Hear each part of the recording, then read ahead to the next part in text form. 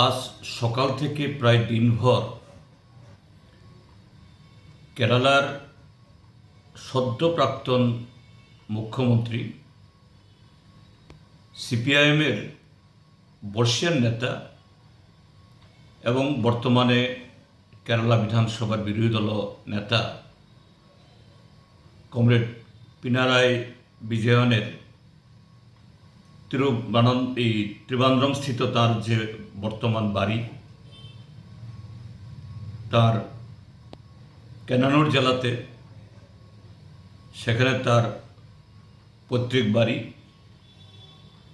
এবং আরও কিছু জায়গায় যেখানে তার মেয়ে জামাতা তারা থাকেন, এসব জায়গাগুলোতে ইডি এনফোর্সমেন্ট ডাইরেক্টরেট, যেটা এখন কেন্দ্রীয় সরকারের বিরোধীদের দমন করার একটা হাতিয়ারে পরিণত হয়েছে, তারা হঠাৎ করে সেখানে এই রেড তারা করেছেন। সর্বশেষ যে খবর,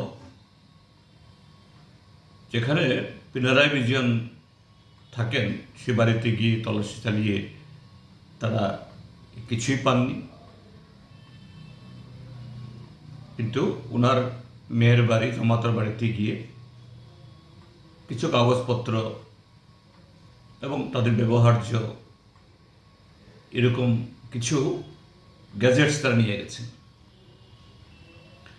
আমাদের বক্তব্য হলো, যদি সেরকম জেনুইন, অর্থাৎ সেরকম যদি কোনো অভিযোগ থাকে ভারতবর্ষের যে কোনো নাগরিকের বিরুদ্ধে, ইডি কেন, যে কোনো এজেন্সি অবশ্যই আইন অনুসারে তদন্ত করবেন, এবং শুধু তদন্ত নয়, যে নাগরিক যাদেরকে তদন্তের জন্য আহ্বান করা হবে, তিনি মুখ্যমন্ত্রী হন বা প্রাক্তন মুখ্যমন্ত্রী বা যে কোনো পদে, তাদেরও সহযোগিতা করতে হবে।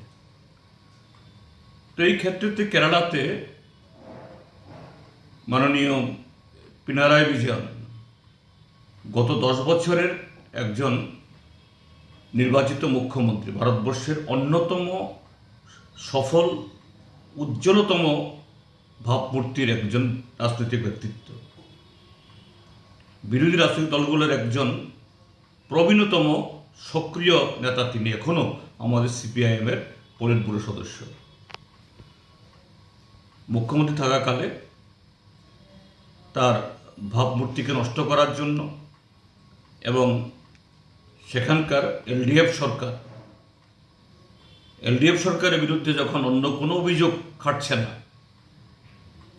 তাদের পারফরমেন্সে সমস্ত ক্ষেত্রেতে এগিয়ে যাচ্ছেন, তখন একদিক থেকে ভারতীয় জনতা পার্টি, তাদের পরিচালিত কেন্দ্রীয় সরকার, আরেক দিক থেকে দুর্ভাগ্যের ভারতবর্ষের এখন প্রধান বিরোধী দল কংগ্রেস, এবার তারা সরকারে এসছে, তারাও একই কায়দায় যে কমরেড পিনারাই বিজয়নের বিরুদ্ধে, এলডিএফ সরকারের বিরুদ্ধে, সিপিএমের বিরুদ্ধে অপপ্রচার চালিয়েছে, এবং সমস্ত ক্ষেত্রেতে কমরেড পিনারাই বিজয়ন এবং তার পরিবার এই তদন্তকারী সংস্থাকে সাহায্য করেছে।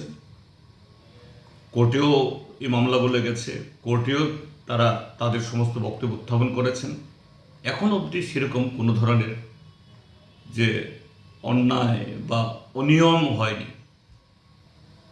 হঠাৎ করে কেন এটা হলো? আসল কথাটা হলো, এটা ভারতীয় জনতা পার্টি, এটা ইডি সিবিআই এখন তাদের অস্ত্র হয়েছে রাজনৈতিকভাবে বিরোধীদেরকে যে খতম করা, আঘাত করা, দুর্বল করা ব্যক্তি এবং তার পার্টিকে। আমরা সিপিআইএম ত্রিপুরাজ্য কমিটির তরফ থেকে, আমার ব্যক্তিগত তরফ থেকে ভারত সরকারের ইডির এই জঘন্য, তাদের রাজনৈতিক উদ্দেশ্য প্রণোদিত এই পদক্ষেপের তীব্র নিন্দা জানাচ্ছি। এবং তার সাথে এটাও যে প্রতিবাদ জানাচ্ছি, এই খবরটা শোনার পর আজকে দিল্লিতে আমাদের সাধারণ সম্পাদক কমরেড এম.এ. বেবির নেতৃত্বে আরও অন্যান্য নেতৃত্ব, কমরেড অশোক দাওয়ালে, কমরেড বিজয় কৃষ্ণন, কমরেড বৃন্দা করাত সহ শতাধিক কর্মী তারা ইডিতে শান্তিপূর্ণভাবে প্রতিবাদ করতে গেছেন। কেন এইভাবে একজন বর্ষী নেতাকে হেনস্থা করা হচ্ছে?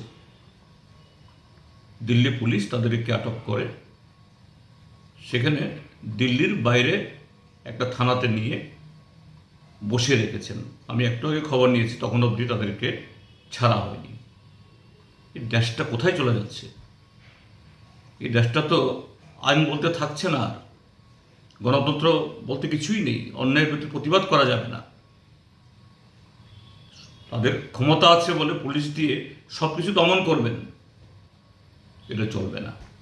আমরা এই ঘটনার তীব্র প্রতিবাদ করছি। আমাদের রাজ্যেও আগামীকাল আমরা বলেছি এ নিয়ে প্রতিবাদ সংগঠিত করার জন্য বিভিন্ন জায়গাতে। তার সাথে এটা বলে রাখছি যে ভারতীয় জাতীয় কংগ্রেস